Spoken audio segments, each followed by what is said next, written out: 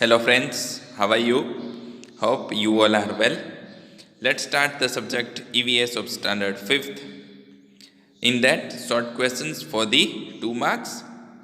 First one, what happens if there is less rain? Okay, अगर कम बारिश होगी तो क्या होगा? If there is less rain, rivers and other sources of water get dried up. Okay, अगर कम बारिश हुआ तो क्या होगा? रिवर एंड दूसरे जो सोर्स ऑफ वाटर है, ओके, नदी, तालाब, वेल, कुएं, वो सब क्या होगा? सूख जाएगा.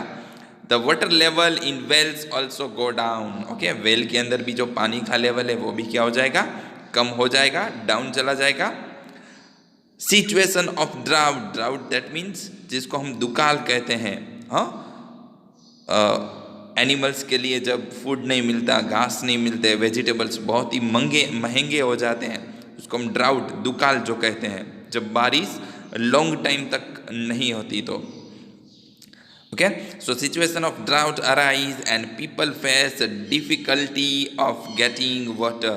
ओके, एंड लोग उसको पानी मिलने का मुश्किल हो जाता है, ऐसी सिचुएशन आ जाती है. ऐसा कभी होगा जब बारिश कम होती है. ओके, बहुत सालों तक अगर बारिश नहीं होती है तो ऐसी सिचुएशन हो सकती. Okay, right the name of any 2 festivals etch which come in the seasons of winter, summer and monsoon. Okay, winter, summer and monsoon में जो फेस्टिवल आते हैं उसमें से सब सीजन के हमें 2 फेस्टिवल लिखने हैं. So first one that is winter, that is Uttarayan and Christmas. Okay, Uttarayan अभी हमने थोड़े दिन पहले ही सेलिब्रेट किया. एंड क्रिसमस, ओके, 25 दिसंबर को एवरी ईयर होता है. तो ये 2 फेस्टिवल ऐसे जो विंटर में आते हैं. नेक्स्ट समर में होली, दुलेटी एंड रामनवमी. ओके, ये फेस्टिवल्स ऐसे जो समर सीजन में हम सेलिब्रेट करते हैं. नेक्स्ट मानसून में जन्माष्टमी, रक्षाबंधन, ये फेस्टिवल मानसून में आते हैं. तो dear students, here I write the 2 festivals of each seasons. If you know the other ones you can write according to the questions. Okay, you can write the other festivals also if you know about that. Okay, next question number 3rd. Nowadays, why do we get almost all vegetables throughout the year?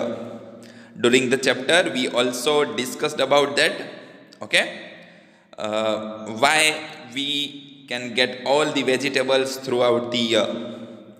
So we can say that due to the facility of cold storage. Cold storage means जिसमें हम food बहुत लंबे time तक रख सकते हैं. For example, हमारा घर का रेफ्रिजरेटर, ओके, उसमें कोई भी थिंग्स हम लॉन्ग टाइम के लिए रख सकते हैं. तो उसी तरह जो जिसका कुछ बिजनेस है इस रिलेटेड, तो कोल्ड स्टोरेज बहुत ही बड़ा होता है एंड उसमें बहुत ही लार्ज अमाउंट में फूड आ सकता है.